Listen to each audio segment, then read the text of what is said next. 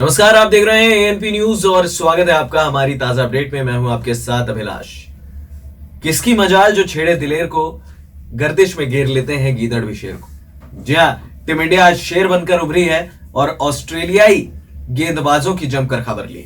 पहले तो गेंद से डोमिनेट किया और उसके बाद दूसरा दिन एमसीजी में बॉक्सिंग डे टेस्ट मैच में बल्ले से जवाब दिया है कंगारुओं को और बताया है कि हम शेर ही हैं। 1 घंटा हमारा क्या खराब हुआ एडिलेड में, आप तो मैच ले गए, लेकिन हम इस मैच में आपको बताएंगे कि फेंटा कैसे लगाया जाता है। जी हाँ, जो शोएब अख्तर कहते हैं कि एक तरीके से फेंटा लगाया था ऑस्ट्रेलिया ने भारत को और अब भारतीय टीम उसी फेंटे को वापस कर रही है। 195 ऑल आउट करने के बाद दूसरे दिन जब भारतीय टीम बल्लेबाजी करने उतरी तो 64 पर 3 हो गया था स्कोर। लगा कि एक बार फिर शायद क्या कहीं कोलैप्स हो जाएगा, लेकिन कप्तान Ajinkya Rahane leading from the front 4 number पर आए, बल्लेबाजी अच्छी की और उसके बाद शतक जड़ दिया। अभी अभिजीत है यानी कि नॉट आउट है। रविंद्र जडेजा उनका अच्छा साथ निभा रहे हैं। मेरा हमेशा से मानना है कि हम थोड़ा सा रविंद्र जडेजा को बहुत कम आंकते हैं जो उनकी एबिलिटी है। रविंद्र जडेजा ऐसे खिलाड़ी हैं, अगर आपने इनको 15 में पिक किया है जैसे रोहित शर्मा, विराट कोहली, खैर उस शैली के तो हम नहीं बोल सकते हैं, लेकिन रविंद्र जडेजा वो आपके इंपैक्ट डाल सकते हैं। आप उनको नंबर 6 खिला दीजिए तो वो नंबर 6 पर भी रन करते हैं। अब कई लोगों ने यह भी कहा कि भारत जब पिछले मैच में 36 ऑल आउट हुआ तो क्या रविंद्र जडेजा होते, तो नहीं। अब ये अगर मगर के सोचने का समय नहीं है। हनुमा विहारी से मैं थोड़ा सा डिसअपॉइंटेड हूं, खराब नहीं किया उन्होंने, लेकिन देखिए जब आपको एक अच्छा स्टार्ट मिल गया, आपको पता है कि आपकी टीम किस सिचुएशन में है, तो आपको वहां पर अपनी विकेट जो है थ्रो नहीं कर। आप टीम में एज अ स्पेशलिस्ट बैट्समैन खेल रहे हैं, आपका डिफेंस अच्छा है, आप एक ही फॉर्मेट खेलते हैं भारतीय टीम के लिए, तो आपको ये चीज शो करनी चाहिए थी। वो अपना एक तरीके का ये कह सकते हैं कि जो मैच्योरिटी है वो लैक हो रही है, क्योंकि केएल राहुल बाहर बैठे हैं। केएल राहुल जैसा खिलाड़ी अभी जिस तरीके की फॉर्म में है वो बाहर बैठना डिजर्व नहीं करता है। उनके ऊपर अगर आपको खिलाया गया है तो आपको अपने आप को साबित करना होगा। अगेन ऋषभ पंत ने आज बहुत इंप्रेस किया है, 29 रन जरूर बनाए हैं, लेकिन अजय जडेजा ने भी बहुत अच्छी बात कही। उनकी मैं कॉमेंट्री सुन रहा था, वो हमेशा कहते हैं कि भाई ये जो खिलाड़ी है ना, ये इंपैक्ट प्लेयर है और ये खिलाड़ी वो इंपैक्ट डाल सकता है, एक्स फैक्टर जो है वो डाल सकता था। जो ऑस्ट्रेलिया जो 90s या 2000s में जो काम एडम गिलक्रिस्ट किया करते थे, जो एमएस धोनी किया करते थे, वो काम ऋषभ पंत कर रहे हैं। तो कुल मिलाकर ये हम कह सकते हैं कि नहीं भाई, ऋषभ पंत की एक प्रॉमिसिंग नॉक थी, लेकिन आपको थोड़ा सा पिच पर टिकना होगा। आप गलतियों से ही सीखते हैं, एक्सपीरियंस अगर आपको नहीं होगा तो फिर आपके साथ थोड़ा सा जो है वो दिक्कतों का सामना आपको करना पड़ सकता है। लेकिन आज पूरे तरीके से जो दिन था वो अजिंक्य रहाणे के नाम रहा। तीसरे दिन भारत को क्या करना है, द ग्रेट सुनील गावस्कर का ये कहना है कि अभी फिलहाल निश्चिंत होने की जरूरत नहीं है, क्योंकि ये टेस्ट मैच जो है ये अभी भी ओपन है। ऑस्ट्रेलिया हम हमेशा से जानते हैं बाउंस बैक करना जानता है और अपनी कंडीशंस में ये आसानी से हार मानते नहीं है। वहीं दूसरी तरफ भारत के लिए जो अभी तक इस सीजन में जो एक बुरा सपना रहा है वो रहा है आपका पहला घंटा किसी भी दिन का। अब अगर पहले घंटे में आपने विकेटें दे दी तो ये हो सकता है कि ये लीड 90-100 की भी हो। हम उम्मीद करते हैं कि ऐसा ना हो, लेकिन अगर आपने विकेटें नहीं दी, आपने सिर्फ पहला घंटा यानी कि लंच तक का सेशन निकाल दिया, या हम यूं कहते हैं इसको कि अगर भारत टी तक खेल गया तो फिर जो है बात कुछ अलग हो जाएगी।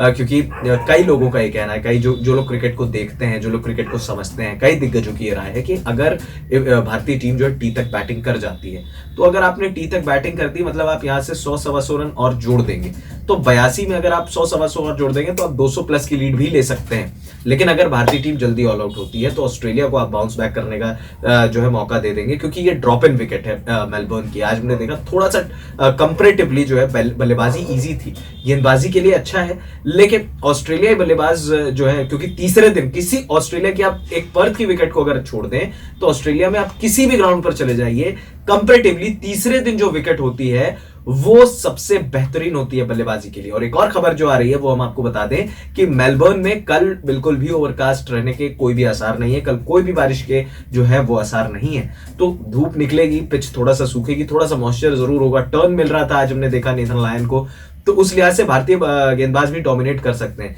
लेकिन आप नहीं चाहेंगे कि आप चौथी पारी की ओर जाएं, क्योंकि देखिए चौथी पारी भारत के लिए बहुत अच्छी नहीं रहती है, प्लस भारत का किसी भी टीम के लिए अच्छी नहीं होगी। ऑस्ट्रेलिया में अमूमन चौथी पारी को अच्छा नहीं माना जाता है। तो अगर आपने अभी तक 82 की लीड ले लिया, आप 277 पे 5 है, तो आपको ऑस्ट्रेलिया को लंबा डालना है। आपको ऑस्ट्रेलिया के खिलाफ कम से कम यहां से 100 रन और जोड़ने हैं। 182 की लीड जब आप वो स्क्रीन बोर्ड पर जब दिखेगी, आज आपने देखा कि तीसरे सेशन में जो ऑस्ट्रेलियाई गेंदबाज थे, ऑस्ट्रेलियाई कप्तान थे, ऑस्ट्रेलियाई फील्डर्स थे, उनकी बॉडी लैंग्वेज पूरी तरीके से चेंज हो गई थी। अगर उनको विकेटें मिलती रहती तो वो पूरा चढ़ के खेलते हैं, लेकिन आज भारतीय बल्लेबाजों ने डिफेंस भी दिखाया है, अटैक भी दिखाया है। और देखिए जो औसत है 91.3 ओवर में भारत की पारी में अब तक 277 पर 5 भारत का स्कोर है। 3.3 की रन रेट से भारतीय टीम ने रन बनाए हैं। तो कुल मिलाकर भारतीय टीम के पास एक बहुत अच्छा मौका है बॉक्सिंग डे टेस्ट मैच जीतने का। अब तक रिकॉर्ड जरूर खराब रहा है मेलबर्न में, लेकिन एक चीज जो अच्छी है वो ये थी कि हम 2018 में जब गए थे हमने तब भी मेलबर्न में बॉक्सिंग डे टेस्ट मैच जीता था। अजिंक्य रहाणे के लिए बॉक्सिंग डे टेस्ट मैच काफी महत्वपूर्ण है, क्योंकि ये इकलौते ऐसे दूसरे भारतीय खिलाड़ी आज हुए हैं जिन्होंने एमसीजी में या फिर बॉक्सिंग डे टेस्ट मैच में 2 शतक जड़े हैं। इससे पहले विनू मांकड़ थे, उनके नाम ये रिकॉर्ड दर्ज था। और मेलबर्न में रहाणे का ये दूसरा शतक है और बहुत बेहतरीन शतक। मतलब ऐसा लगता है कि टेस्ट क्रिकेट जिसको जीवंत रखने की बात कही जाती है, ये ऐसा फॉर्मेट है कि अच्छे अच्छे बल्लेबाजों की पोल खुलती है, अच्छे अच्छे गेंदबाजों की पोल खुलती है यहाँ पर। क्योंकि अगर आप में है तो आप टेस्ट क्रिकेट खेल के दिखाइए, क्योंकि यहाँ होता है आपका टेम्परामेंट चेक, यहाँ होता है आपका एक्सपीरियंस चेक, यहाँ होता है आपकी एबिलिटी का चेक, यहाँ होता है आपकी स्किल का चेक। तो उन हर जो बॉक्सेस हैं उसको टिक किया अजिंक्य रहाणे ने। हालांकि कैचेस भी जरूर छूटे रहाणे के, लेकिन जो स्टीव स्मिथ ने कैच ड्रॉप किया और वो ट्रेविस हेड एंड में जो रहाणे का कैच ड्रॉप किया, ये हो सकता है कि एक टर्निंग पॉइंट हो जाए मैच का, क्योंकि ये जो पार्टनरशिप है ये हो सकता है सीरीज डिसाइडर भी हो जाए। तो कहीं ना कहीं मैच को जिंदा रखने के लिए, सीरीज में अपने आप को जिंदा रखने के लिए टीम इंडिया बहुत बेहतरीन प्रदर्शन कर रही है। अब हम उम्मीद करते हैं कि भारतीय टीम और ज्यादा यहां से अच्छा करेगी। तीसरे दिन सिर्फ और सिर्फ हम यही कह सकते हैं। अब कैसा बीतता है पहला घंटा, उस पर सब कुछ डिपेंड करेगा। बहरहाल आपकी क्या राय है इस टेस्ट मैच को लेके, हमें हमारे कमेंट बॉक्स में मेंशन करके जरूर बताइएगा। आपकी राय हमारे लिए बहुत ज्यादा इंपॉर्टेंट है।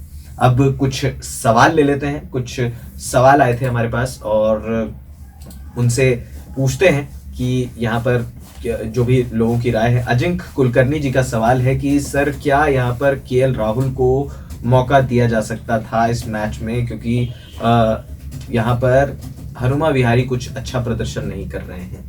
सर बिल्कुल अग्री है, लेकिन अजिंक्य रहाणे की सोच है कप्तान के तौर पर, और ये सोच बिल्कुल ठीक है कि अगर वो हनुमा विहारी पर थोड़ा सा भरोसा जता रहे, क्योंकि केएल राहुल वापसी कर रहे हैं। लेकिन नो डाउट सर कि केएल राहुल ने व्हाइट बॉल क्रिकेट में अच्छा किया, और अगर हनुमा विहारी की एक पारी और खराब जाती है तो मे बी शायद थर्ड टेस्ट मैच में हम केएल राहुल को in place of Hanuma Vihari देखेंगे, क्योंकि शुभमन गिल तो शायद अब वो ओपनर के लिए ही पिक किए गए थे और वो ओपन कर भी दें, क्योंकि जिस तरीके की नॉक उन्होंने खेली है। क्योंकि अगले टेस्ट में रोहित शर्मा ने आना है, सिडनी में होता है तो भी, और नहीं भी होता है तो रोहित शर्मा को शायद लिफ्ट इन कराकर लाया जाएगा, क्योंकि अब उनके क्वारंटीन मेरे ख्याल से कल खत्म हो जाएगा। 29 दिसंबर को शायद क्वारंटीन उनका खत्म होना है, तो परसों उनका खत्म हो जाएगा और उसके बाद वो टीम इंडिया के बबल में जो है वो एंटर कर सकते हैं। परवेज साहब ने कहा है कि क्या शुभमन गिल को नंबर 6 की चॉइस देखी जा सकती है, क्या नंबर 6 शुभमन गिल खेल सकते हैं?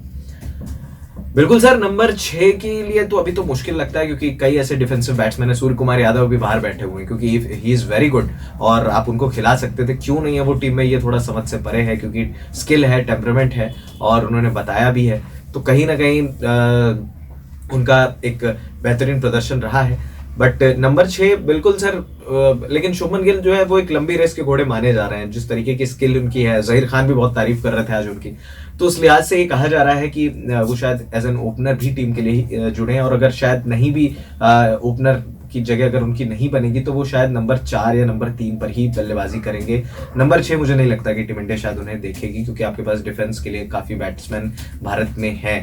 विवेक साहब पूछ रहे हैं कि भारतीय टीम को कम से कम कितनी लीड की जरूरत होगी इस मैच में अगर आपको बचना है? सर बचने की तो बात नहीं है, ये बात तो है कि भारतीय टीम यहाँ से और कितने रन ज्यादा बनाएगी वो आप बोनस मान लीजिए, क्योंकि अभी भी 82 रन कुछ खास नहीं है। प्लस ऑस्ट्रेलिया ने कल बैटिंग करनी है, अब वो भी ये बात जानते हैं। स्टीव स्मिथ की एक बड़ी पारी अभी ड्यू है, अभी तक पूरे तरीके से फ्लॉप रहे हैं। अगर आपने स्टीव स्मिथ, लैबुशेन की विकेट निकाल दी तो फिर ऑस्ट्रेलिया टीम को आप डोमिनेट कर पाएंगे, नहीं तो आप शायद इस मैच में फिर बहुत अलग चीज हो जाएगी। लेकिन हम उम्मीद करते हैं कि यहाँ से कम सर 100 से 125 रन की लीड जो है वो मिले भारतीय टीम को, और उस लीड के बल पर यहाँ पर भारतीय टीम को इससे फायदा होगा। विशाल रेड्डी साहब का सवाल है कि क्या अजिंक्य रहाणे को अब कप्तान बना दिया जाना चाहिए? सर नहीं, मतलब अब विराट कोहली नहीं है, बट हम ये कह सकते हैं कि विराट कोहली की कप्तानी में भारतीय टीम ने उतना कुछ खराब नहीं किया है। विराट कोहली वो कप्तान है जिन्होंने यहाँ पर 2018 में जो है वो भारतीय टीम को टेस्ट सीरीज जिताई थी। तो ऐसा नहीं है कि वो शायद खराब खेल रहे हैं या फिर वो नहीं है, लेकिन अजिंक्य रहाणे ने अपना जो स्किल है या एज कैप्टन उन्होंने प्रूव किया है, क्योंकि एज कैप्टन उनका ये पहला शतक था, तो एक बहुत अच्छा यहाँ पर उनका प्रदर्शन रहा है।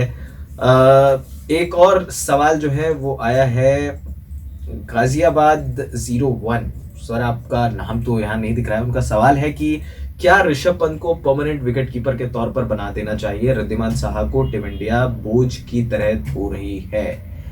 जी सर, बिल्कुल एग्री है इस बात से। कई लोगों ने बात कही है कि ऋषभ पंत में वो एक्स फैक्टर है कि वो एज बैट्समैन जिस दिन उनका दिन रहेगा वो आपके लिए मैच पलटने का हुनर रखते हैं। क्योंकि देखिए अभी हम अगली रिपोर्ट पर उस पर बात भी करेंगे।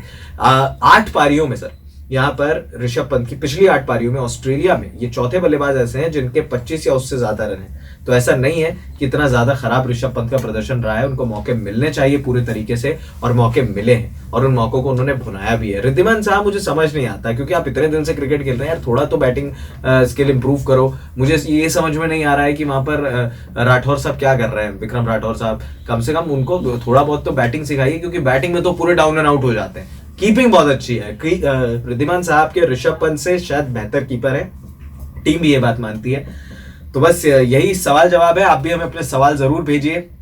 आपके सभी सवालों के जवाब हम कल डे 3 के एंड के बाद जरूर रखेंगे। फिलहाल इस खास अपडेट में इतना ही, हमें दे दीजिए इजाजत। और हाँ, हमारे चैनल ANP न्यूज को सब्सक्राइब करना बिल्कुल मत भूलिएगा। नमस्कार।